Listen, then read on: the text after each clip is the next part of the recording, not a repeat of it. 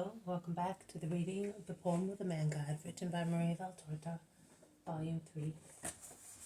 Chapter 307, Jesus and the Wife of His Cousin Simon. 20th October 1945.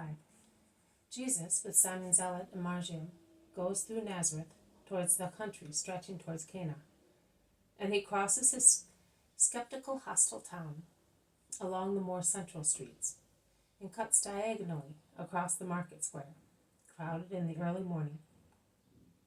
Many turn to look at him. Very few citizens greet him. Women, particularly elderly ones, smile at him, but with the exception of few children, no one comes to him. People whisper after he has gone by. Jesus certainly sees everything, but pretends he does not. He speaks to Simon or to the boy, who is between them, and proceeds on his way. They are now at the last houses. A woman, about 40 years old, is on the doorstep of one of them. She seems to be waiting for someone.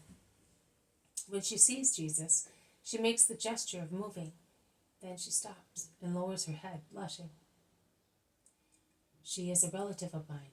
She is the wife of Simon of Alphaeus," says Jesus to the apostle. The woman seems to be on tenterhooks, overwhelmed by clashing sentiments. She changes color, raises and lowers her head, and her face expresses a keen desire to speak, which is restrained by some reason. "Peace to you, Salome," greets Jesus when he arrives near her. The woman looks at him as if she were surprised at the kindness in the voice of her relative, and she replies, blushing even more, "Peace to you." A lump in her throat prevents her from ending the sentence. She hides her face in her folded arm and weeps desolately, leaning against the doorpost. "Why are you weeping thus, Salome? Is there anything I can do to console you? Come here, round the corner, and tell me what the matter is." And he takes her by the elbow and leads her into a little lane between her house and the neighbor's kitchen garden. Simon stays at the entrance of the lane with Margium, who is utterly astonished. "What is the matter, Salome? You know that I have always loved you." "I have always loved you all, and I still love you. You must believe that, and trust me." She stops weeping now and again, as if she wanted to listen to those words and understand their true meaning. Then she resumes weeping more loudly, uttering disconnected words.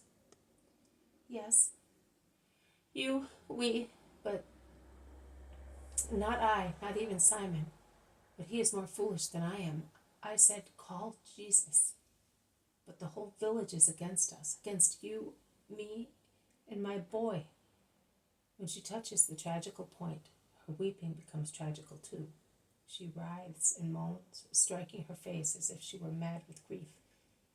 Jesus grasps her hands, saying, "Don't do that. I am here to comfort you. Speak. I will do everything." The woman looks at him with eyes wide open with astonishment and grief, but hope gives her energy to speak, and to speak in an orderly way. "Will you have mercy on me, even if Simon is guilty? Will you? Oh, Jesus, you save everybody. My boy, Alphaeus, the last one, is ill. He is dying. You loved Alphaeus. You used to carve toys and wood for him. You lifted him up that he might pick the grapes and figs off your trees. And before you left, to travel about, you used to teach him so many good things. Now you would not be able. He is as good as dead. He will never eat grapes or figs again. He will never learn anything." And she weeps her heart out. "Salome, be good. Tell me, what is the matter with him?" "He is seriously ill with stomach trouble. He has been shouting, suffering terribly, and delirious for days. Now he does not speak any more. He is like one whose head has been struck. He moans, but does not answer. He can hardly moan. He is deathly pale, and his body is getting cold. For days I have begged Simon to come to you, but, oh, I have always loved him.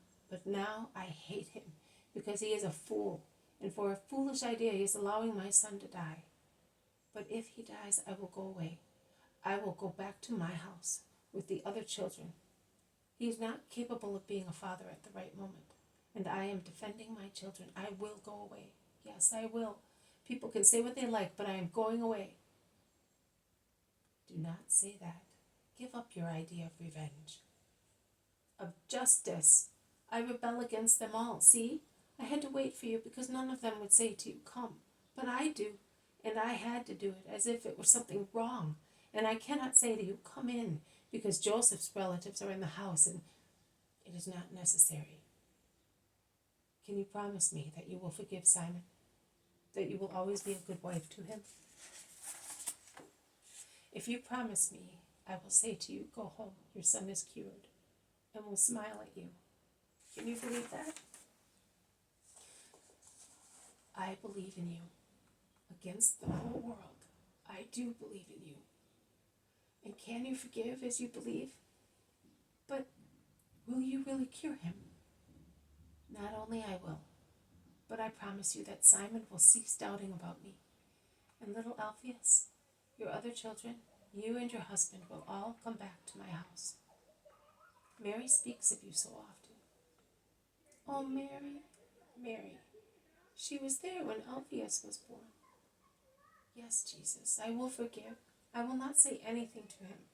No, I will say to him, this is how Jesus replies to your behavior, giving your son back to you.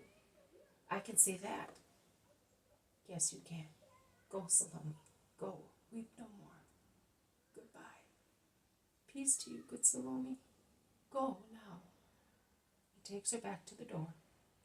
He watches her go in.